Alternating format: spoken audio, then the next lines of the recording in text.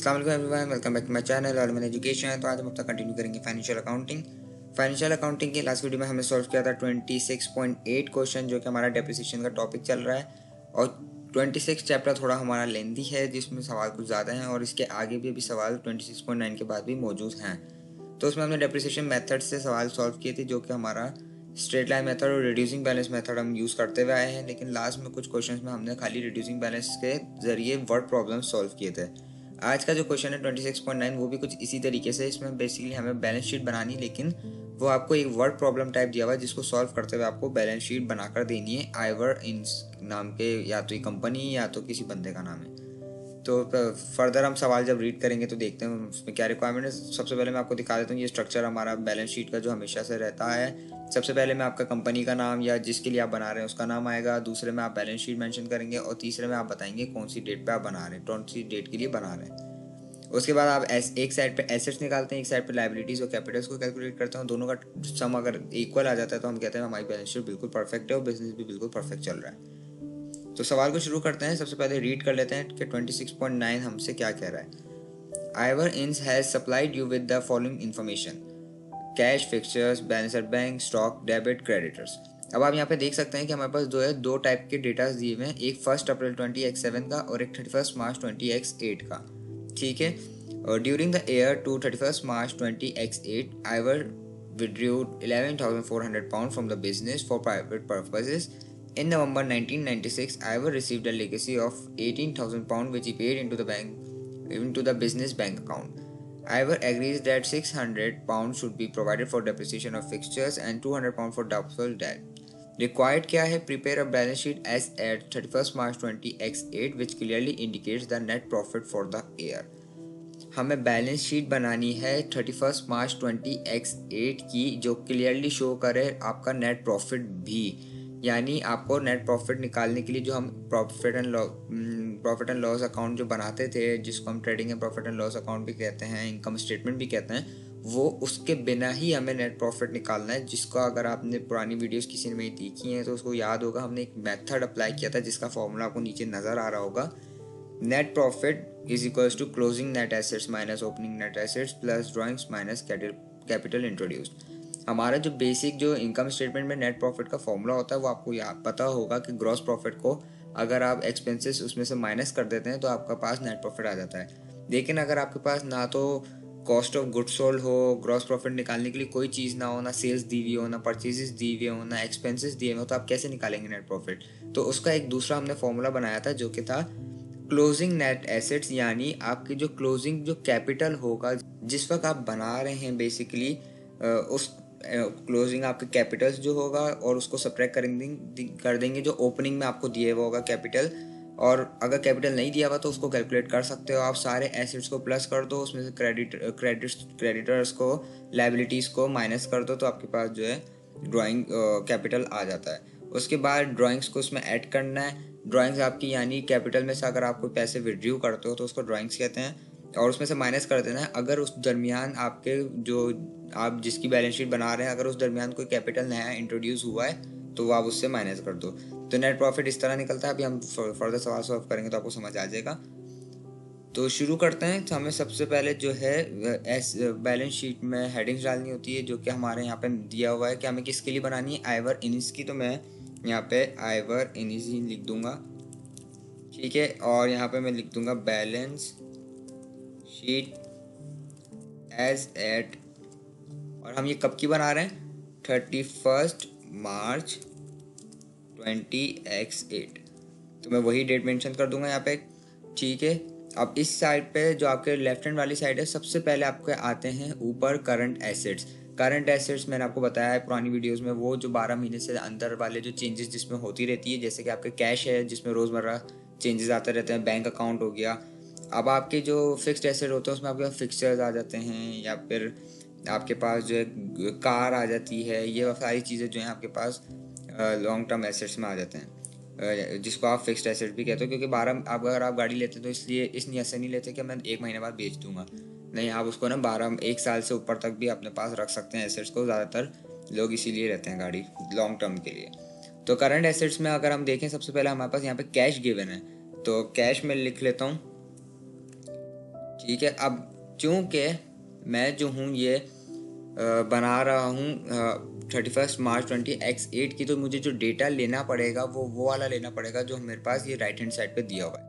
अच्छा, इसमें कैश दिया हुआ है 700 पाउंड, लेकिन मैं अगर इससे पहले आप बनाना शुरू करें बैलेंस शीट, मैं आपको रिकमेंड करूँगा कि आप सवाल को पहले पूरी तरीके से डिटेल में पढ़ लिया करें कि उसमें क्या क्या इन्फॉर्मेशन गिवन है। तो अगर हम एक बार वापस पढ़ें, during the year to 31 March 20x8 Ivor withdrew 11,400 pound, तो ये हमारे पास ड्राइंग्स दिया हुआ है जिसका भी काम नहीं है, from the business for private purposes in November 1996। यहाँ पे मेरे ख्याल से डेट का कुछ इशू है, यहाँ पे इन नवंबर 20x7 होना चाहिए वैसे। खैर, Ivor received a legacy of 18,000 pound which he paid into the business bank account. उसको जो है फर्दर कैपिटल इंट्रोड्यूस हुआ है तो वो उसने बैंक अकाउंट में दे दिया, इसका भी अभी फिलहाल काम नहीं है। Ivor agrees that 600 pound should be provided for depreciation of fixtures and 200 for doubtful डेब्ट।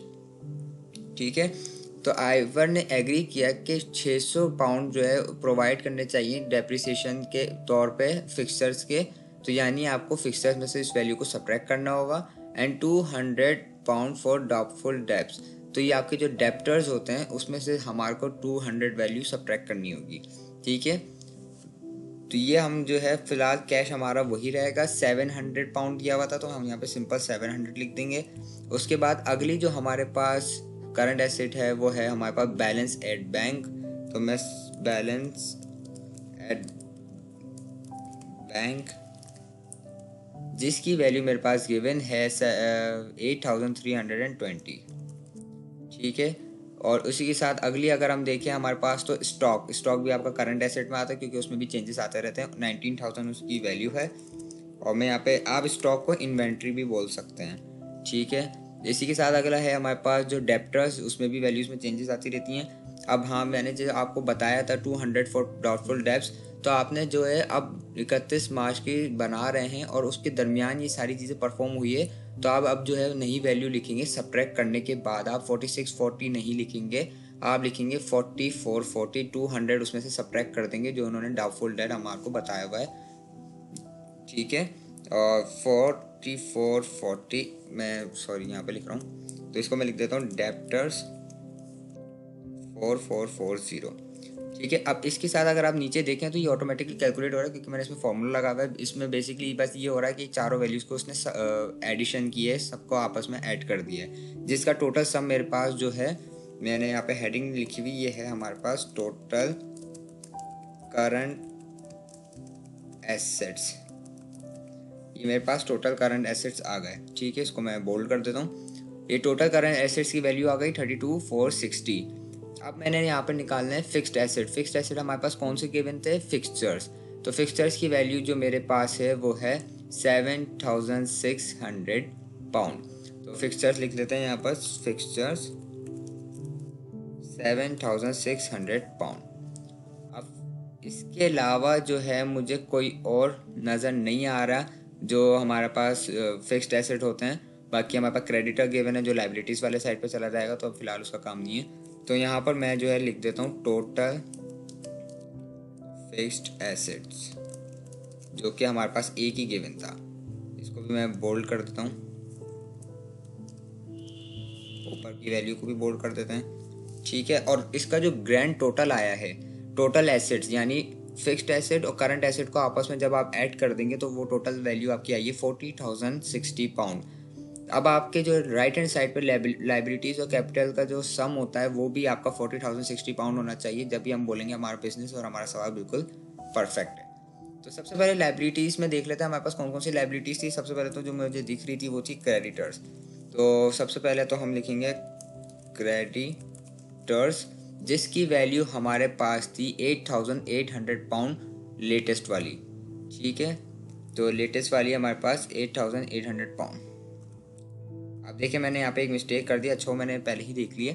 मैंने जैसे कि आपको बताया था कि यहाँ पे हमने 200 तो डाउटफुल डेब्ट कम कर दिए थे डेप्टर्स में से, लेकिन फिक्सचर्स की भी यहाँ पे दी हुई थी कि डेप्रिसिएशन के तौर पे फिक्सचर्स में से 600 जो है कट होने चाहिए। यानी आप इस जो टाइम पीरियड पे, जिस टाइम पीरियड की हम बैलेंस शीट बना रहे हैं ना, उसके दरमियान जो है वो फिक्सचर 600 पाउंड डेप्रिशिएट हो चुका था, तो उसकी जो अब करंट वैल्यू है वो 7,000 नहीं बल्कि 7,600 नहीं बल्कि 7,000 पाउंड रहेगी, जिसके बाद मेरी जो टोटल एसेट्स की वैल्यू हो जाएगी वो 39,460 पाउंड। ठीक है, तो ये भी आप बड़े देख के कीजिएगा, कभी मिस्टेक नहीं कीजिएगा। और ये अगर इसका हम सम निकाल दे तो सिंपल यही सम आएगा, क्योंकि बिकॉज इसके अलावा हमारे पास और कोई जो है लाइबिलिटीज़ गिवन नहीं है।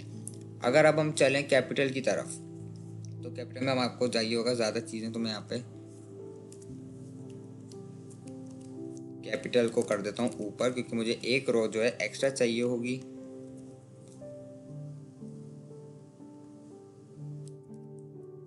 ठीक है, तो अब सबसे पहले अगर हम कैपिटल में देखें तो सबसे पहले हम लिखेंगे बैलेंस। जब या फिर हम उसको सिंपल कैपिटल भी लिखते थे, लेकिन आज मैं आपको बुक के हिसाब से करा देता हूँ। उसमें लिखा हुआ था बैलेंस एट, यानी जो सबसे पहले आपका जो कैपिटल था 20x7 में, वो कितना था जब आपने स्टार्ट किया था बिजनेस, या जिस टाइम से आप स्टार्ट कर रहे हो बैलेंस शीट बनाना। बैलेंस एट, तो उसकी आप डेट डाल दें जो कि है 1 अप्रैल 20x7, 1 अप्रैल 20x7। तो उस वक्त हमारे पास कैपिटल कितना था। अब आप ये किस तरह निकालेंगे, अब आप ये इस तरह निकालेंगे कि इन सब को आपस में जो है एसेट्स को प्लस करके क्रेडिटर से यानी लाइबिलिटी से डिवाइड माइनस कर देंगे, तो आपके पास जो है कैपिटल आ जाएगा। वो मैं साइड पे यहाँ पे कैलकुलेट कर लेता हूँ। तो सबसे पहले मेरे पास जो है 840 प्लस 7,600, वो भी हमारा एसेट है।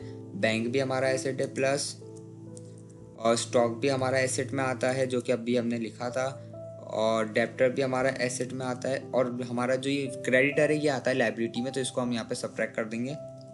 जिसके बाद मेरी वैल्यू आई है 34,900। ये मेरी वैल्यू आई है कैपिटल, जो हमारा बैलेंस जब हमने बिजनेस स्टार्ट किया था, या फिर जिस मंथ से मैं स्टार्ट कर रहा हूँ बैलेंस शीट बनाना, उस वक्त मेरा कैपिटल ये था 34,900।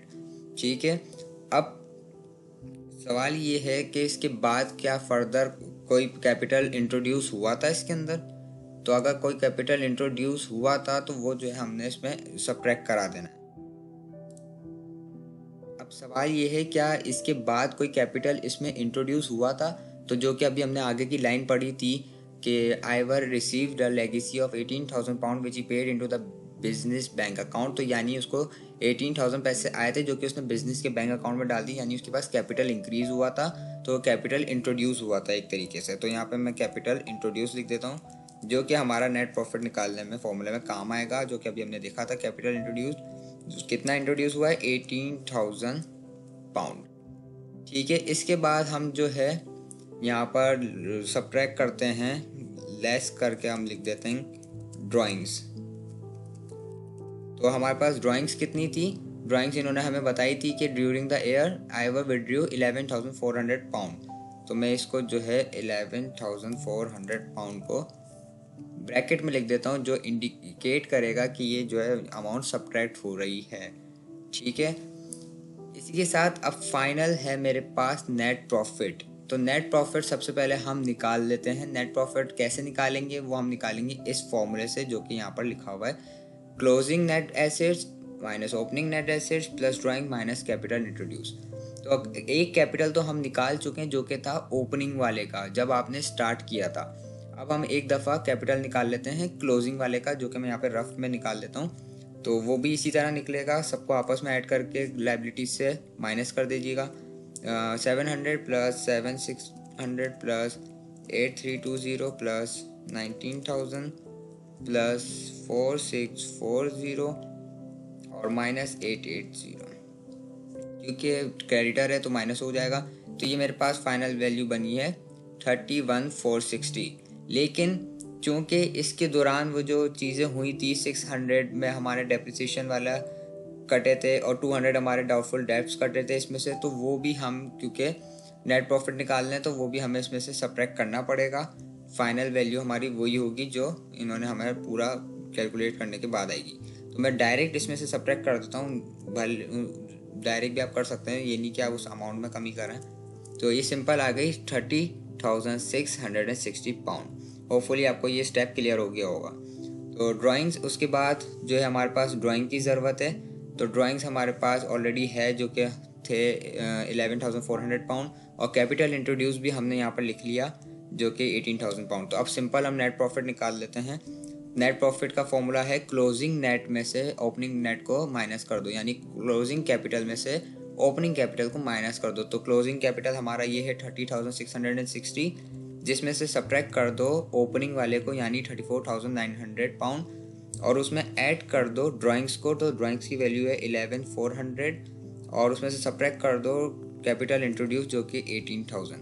तो ये मेरे पास जो वैल्यू आई है वो आई है 10,840 पाउंड। लेकिन यहाँ पे जो देखने वाली बात है वो ये है कि हमारा नेट प्रॉफिट पॉजिटिव नहीं नेगेटिव आया, यानी कि हम प्रॉफिट में नहीं लॉस में चल रहे हैं।